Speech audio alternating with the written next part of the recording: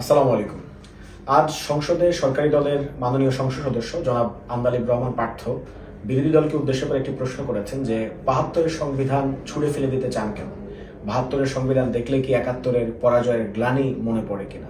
বোধ করি এটার মধ্য দিয়ে তিনি জামায়াত ইসলামীকে এক পলক খোঁচা দেওয়ার চেষ্টা করেছেন, এর মধ্যে দিয়ে এনসিপিকেও হালকা করে খোঁচা দেওয়ার চেষ্টা করেছেন।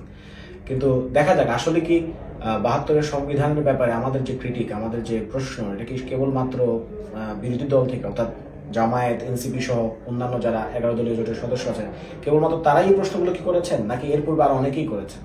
আমরা দেখতে পাই বদরুদ্দিন উমর সাহেবের মতো একজন বামপন্থী বুদ্ধিজীবী চিন্তক, তিনি পর্যন্ত ৭২-এর সংবিধান নিয়ে বিস্তর তার ক্রিটিক আছে।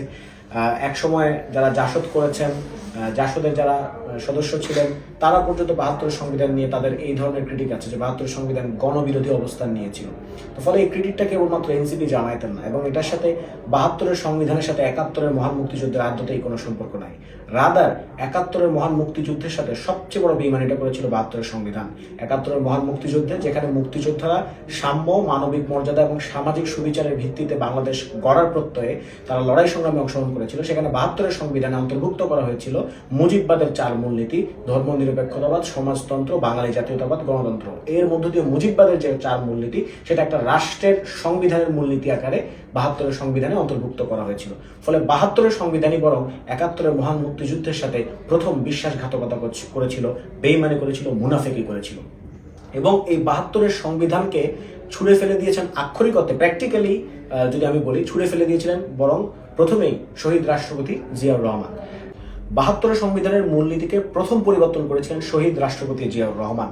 তিনি বাঙালি জাতীয়তাবাদের পরিবর্তে সেখানে বাংলাদেশি জাতীয়তাবাদের কথা লিখেছিলেন, আল্লাহর প্রতি পূর্ণাঙ্গ আস্থা এবং বিশ্বাসের কথা এনেছিলেন। ফলে ৭২-এর সংবিধানের যে সাংবিধানিক কাঠামোর, মৌলিক কাঠামোর অন্তর্গত যে মূলনীতিগুলো আছে, সেগুলোর বিরুদ্ধে প্রথম রুখে দাঁড়িয়েছিলেন, সেগুলোর বিরুদ্ধে প্রথম কলম ধরেছিলেন, সেগুলোর বিরুদ্ধে প্রথম আইনি পদক্ষেপ নিয়েছিলেন শহীদ রাষ্ট্রপতি জিয়াউর রহমান। এবং এর পরবর্তীতে আমরা জানি যে বেগম জিয়া, তিনি তার বক্তব্যে একদিন বলেছিলেন যে জনগণের সরকার প্রতিষ্ঠিত হলে, জনগণের সরকার ক্ষমতায় এলে এই সংবিধানকে ছুঁড়ে ফেলে দেওয়া হবে। এখন অনেকেই প্রশ্ন তুলছেন যে এর মধ্য দিয়ে বেগম জিয়া মূলত বোঝাতে চেয়েছিলেন যে হাসিনা সরকারের যে সংবিধানের সংশোধনী, যার মধ্য দিয়ে তত্ত্বাবধায়ক সরকার ব্যবস্থাকে বাতিল করা হয়েছিল, যে বেগম জিয়া মূলত সেই সংশোধনীটাকে বাতিল করতে চেয়েছিলেন, সেই সংশোধনীটাকে ছুঁড়ে ফেলে দিতে চেয়েছিলেন। আদতে তারা আমাদের কথাটাই বলছেন। কেন? কারণ আমাদের সংবিধানের মধ্যে যে কেয়ারটেকার ব্যবস্থার কথা বলা আছে, আমাদের সংবিধানের মধ্যে যেগুলোর কথা অন্তর্ভুক্ত করা হয়েছে, কেয়ারটেকার ব্যবস্থার কথা, তত্ত্বাবধায়ক সরকার ব্যবস্থার কথা, সেটি কিন্তু ৯০-এর গণ অভ্যুত্থানের ফসল। ৭২-এর মূল সংবিধানের মধ্যে কেয়ারটেকার গভর্নমেন্টের বা তত্ত্বাবধায়ক সরকারের কোনো রূপরেখা কিন্তু নাই। ৯০-এর গণ অভ্যুত্থানের ফসল হিসেবে আমরা কিন্তু এই কেয়ারটেকার গভর্নমেন্টকে, অর্থাৎ তত্ত্বাবধায়ক সরকারকে আমরা কিন্তু সংবিধানে অন্তর্ভুক্ত করতে পেরেছিলাম।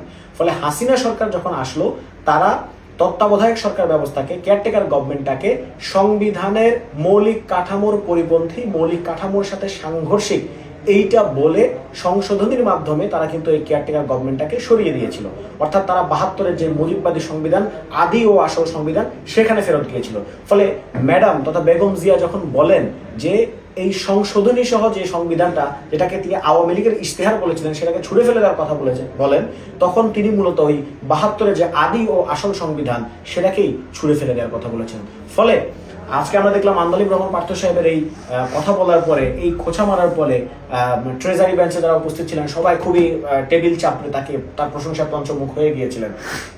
মূলত আন্দালিব রহমান পার্থর এই কথার সাথে সহমত জ্ঞাপন করে তারা কি ম্যাডামকে অপমান করলেন কিনা, বা শহীদ রাষ্ট্রপতি জিয়াউর রহমানকে অপমান করলেন কিনা, এই বিষয়ে আমাদের অলরেডি হাসনাত আবদুল্লাহ সাহেব এই বিষয়ে প্রশ্ন উত্থাপন করেছেন। এইটাও আমি সরকার দলের অ্যাক্টিভিস্টদেরকে ভেবে দেখার জন্য বলবো। দ্বিতীয় আরেকটি প্রশ্ন তিনি উত্থাপন করেছেন বা বলার চেষ্টা করেছেন, মকারি করে হোক বা হাস্যরসাত্মক ভাবে, যে সংবিধান সংস্কার পরিষদ কি, উনি ভুলেও যাচ্ছিলেন সংবিধান সংস্কার পরিষদ সম্পর্কে তিনি খুব একটা জ্ঞাত নন। তো তো এই সংবিধান সংস্কার পরিষদকে, এটা যদি আন্দালিব রহমান পার্থ সাহেব যদি তিনি একটু জাস্ট পেছনে ফিরে তাকাতেন, তাহলে তার পেছনেই কিন্তু তার দলের, সরকার দলের প্রতিমন্ত্রী জোনায়েদ সাকি তিনি কিন্তু উপবিষ্ট ছিলেন। তো এই জোনায়েদ সাকি সাহেবকে জিজ্ঞেস করলে কিন্তু তারা জানতে পারতেন যে আসলে সংবিধান সংস্কার পরিষদ জিনিসটা কি, এবং সংবিধান সংস্কার পরিষদের ব্যাপারে তিনি কেন এত ভোকাল ছিলেন নির্বাচনের পূর্বে, সেটাও তিনি তার কাছ থেকে জানতে পারতেন। সংবিধান সংস্কার পরিষদের দাবি কেবল আমাদের ছিল না, জোনায়েদ সাকি ভাই সহ গণসংহতি আন্দোলনের অনেকেরই দাবি ছিল। ফলে এটাকে আন্ডারমাইন করা, এটাকে ডাউনগ্রেড করার যে চেষ্টা, এটা অত্যন্ত নিন্দাজনক, এবং আমি মনে করি যে এটা তাদের নিজেদের মধ্যে যে কোনো ধরনের সামঞ্জস্যতা নাই, সরকারি দলের যারা নেতারা আছেন তাদের মধ্যে সামঞ্জস্যহীন একটা অবস্থা আছে, সেটাকে ফুটিয়ে তোলে। তিনি আরো ছাত্র নেতাদের উদ্দেশ্যে তিনি আরো বলতে চেয়েছেন যে আপনারা কেন তাহলে রেভলিউশনারি গভর্নমেন্ট গঠন করলেন না, সংবিধানকে কেন তখন 5 অগাস্ট থেকে 8 অগাস্ট সময়ের মধ্যে আপনারা ছুড়ে ফেলে দিলেন না। মানে অত্যন্ত দুর্ভাগ্যজনক যে এই প্রশ্নের উত্তর আমরা বারবার দিয়েছি যে ছাত্র নেতারা কিন্তু প্রথম ক্যান্টনমেন্টে ছুটে যায়নি, ছাত্র নেতারা কিন্তু প্রথম রাষ্ট্রপতির কাছে ছুটে যায়নি, বরং আমরা দেখেছিলাম বাংলাদেশের বিদ্যমান যে সকল রাজনৈতিক দলগুলো আছে, সাংবিধানিক রাজনৈতিক দলগুলো আছে, তাদেরকে কিন্তু আমরা ছুটে যেতে দেখেছিলাম।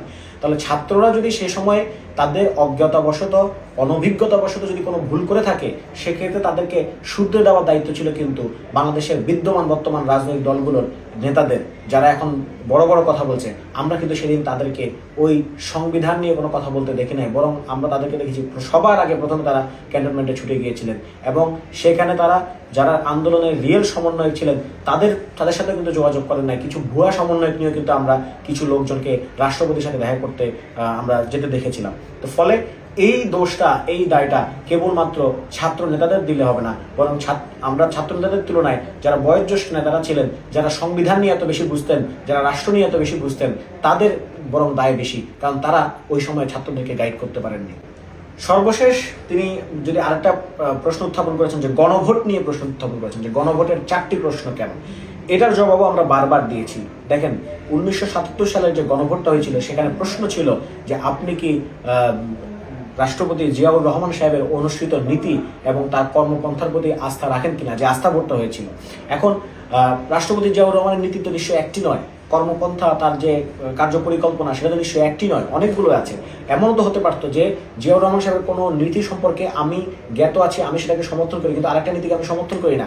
সেই সময় কি জনগণের হাতে অপশন ছিল যে তারা হ্যাঁ না ভোটের পরিবর্তে হয় হ্যাঁ হয় না, এটার পরিবর্তে কি তাদের কাছে অপশন ছিল যে আমি এই 19 দফা পরিকল্পনার 2 দফা আমি মানি না, 17 দফা মানি, সুতরাং 17 দফা অনুযায়ী রাষ্ট্র সংস্কার করেন, এই অপশনটা কি জনগণের হাতে তখন ছিল? কিংবা আমরা যদি আরো আন্তর্জাতিক পরিসরে দেখি, ব্রেক্সিটের কথা যদি আমরা বলি, ব্রেক্সিট গণভোটের কথা, তখন জনগণের হাতে, ইংল্যান্ডের জনগণের হাতে শুধুমাত্র অপশন 2টা, হয় তুমি ইংল্যান্ডে থাকো, নয়তো তুমি হয় তুমি ইউরোপীয় ইউনিয়নে থাকো, নয় তুমি ইউরোপীয় ইউনিয়নে থাকো না। কিন্তু তাদের হাতে, তাদের তো এমন অনেকেই ছিল যারা ইকোনমিক কোঅপারেশন চেয়েছিল, কিন্তু তারা হয়তো তাদের যে প্রতিরক্ষা সংক্রান্ত যে কোঅপারেশন, সেটা হয়তো তারা চায় নাই, কিন্তু তাদের হাতে তো আলাদা আলাদা কোনো ব্যালট ছিল না, আলাদা কোনো অপশন ছিল না, তারা হ্যাঁ বা নাতেই উত্তর দিতে হয়েছিল। পৃথিবীতে যেখানেই গণভোট অনুষ্ঠিত হয়েছে, সেখানেই কিন্তু এই হ্যাঁ বা না ভোটের মাধ্যমে অনুষ্ঠিত হয়েছে। সেখানে কয়টা প্রশ্নের উত্তর আমি চাইলে হ্যাঁ বলতে পারি, না বলতে পারি, এই ধরনের প্রশ্ন কিন্তু আলাপ আলোচনা হয় নাই। বিএনপি তার নির্বাচনী ইশতেহারে বা বিএনপি তার রাষ্ট্র কাঠামো মেরামতের যে 31 দফা দিয়েছে, সে 31 দফার সাথেও তো আমাদের অনেকের সাহায্য না থাকতে পারে। সে 31 দফা হয়তো 27 দফার সাথে আমি একমত থাকতে পারি, বাকি 4 দফার সাথে কোনো একমত নাও হতে পারে, কিন্তু আমার জন্য কি আলাদা কোনো অপশন আছে যে আমি আলাদা আলাদা করে বিএনপিকে বলবো যে আপনি 27 দফা করতে পারবেন, 4 দফা করতে পারবেন না, বা আমি 4 দফার সাথে একমত, 27 দফার সাথে একমত না, এরকম আমি বলতে পারবো? ফলে গণভোটের প্রকরণটা, গণভোটের নিয়মটা, গণভোটের প্রকারটা, নেচারটাই হচ্ছে এরকম। আমি জানি না কেন তিনি এই জিনিসটা বুঝতে পারেন নাই।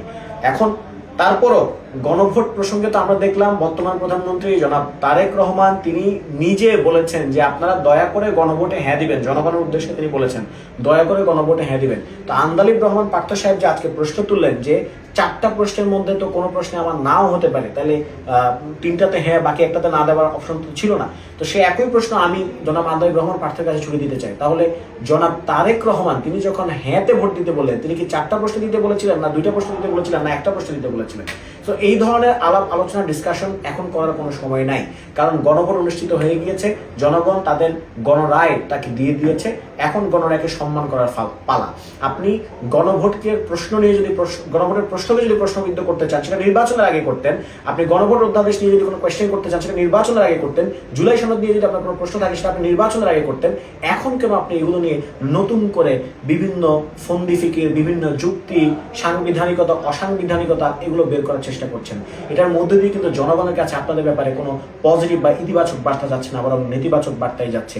আসুন জনগণের গণরায়কে মেনে নিন, গণভোটের রায়কে মেনে নিন, জুলাই সনদটাকে বাস্তবায়ন করুন।